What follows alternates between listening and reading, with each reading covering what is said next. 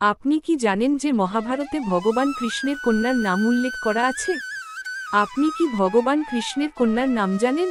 যদি তা না হয় তবে আজ এই ভিডিওতে আপনি ভগবান শ্রীকৃষ্ণের সমস্ত পুত্রের নাম এবং তার কন্যার নাম সম্পর্কে জানতে পারবেন। সর্বোপরি, ভগবান কৃষ্ণের কন্যার নাম কি ছিল এবং তার মায়ের নাম কি ছিল? আসুন বিস্তারিত জেনে নিই। ভগবান কৃষ্ণ ছিলেন ভগবান বিষ্ণুর অষ্টম অবতার। ভগবান কৃষ্ণ রাধা নামে পরিচিত। বিশ্বাস করা হয় যে ভগবান কৃষ্ণ এবং রাধা একে অপরকে খুব ভালোবাসতেন। কিন্তু তাদের ভালোবাসা সত্ত্বেও তাদের কখনো দেখা হয়নি। পৌরাণিক বিশ্বাস অনুযায়ী ভগবান কৃষ্ণের 8টি পাত্র ছিল। তাদের মধ্যে একজন ছিলেন রুক্মিণী। রুক্মিণী ছিলেন ভগবান কৃষ্ণের প্রথম স্ত্রী। মহাভারত অনুসারে রুক্মিণী ছিলেন বিদর্ভের রাজা ভীষ্মকের কন্যা। রুক্মিণী চেয়েছিলেন ভগবান কৃষ্ণ যেন তাকে নিয়ে যান, যা হওয়ার তাই হয়েছে।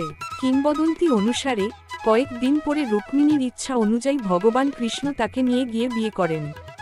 রুক্মিণী ছিলেন ভগবান কৃষ্ণের প্রথম স্ত্রী। ভগবান কৃষ্ণের কতজন পুত্র ছিলেন? মহাভারত অনুসারে ভগবান কৃষ্ণ ও রুক্মিণীর বিয়ের পর মোট 10 জন পুত্র হয়। তারা হলেন প্রদ্যুম্ন, চারুদেশন, সুদেশন, চারুদেহ, শুক্ল, চারুগুপ্ত, ভদ্রাচার, চারুচন্দ্র, বিচার এবং চারু। বিশ্বাস করা হয় যে ভগবান কৃষ্ণের মাত্র 9 জন পুত্র রয়েছে: প্রদ্যুম্ন, চারুদেশনা, সুদেশনা এবং চারুধা। মহাভারত অনুসারে ভগবান কৃষ্ণ ও রুক্মিণীর চারুমতি নামে এক কন্যা ছিল। ভাগবত পুরাণ অনুসারে ভগবান শ্রীকৃষ্ণ, রুক্মিণীজি এবং ভগবান শ্রীকৃষ্ণেরও চারুমতি নামে এক কন্যা ছিল। আসুন আমরা আপনাকে বলি যে ভগবান কৃষ্ণের কন্যা চারুমতি সম্পর্কে বিশেষ কিছু বর্ণনা করা হয়নি। কিন্তু মহাভারত অনুসারে যখন যুদ্ধ শেষ হয় তখন কৃতবর্ম ও পাণ্ডবরা একে অপরের সঙ্গে মিলিত হন। বিশ্বাস করা হয় যে ভগবান কৃষ্ণের কন্যা চারুমতির বিয়ে হয়েছিল বালির সঙ্গে। প্রিয় বন্ধুরা, আজকের ভিডিওর জন্য এতটুকুই।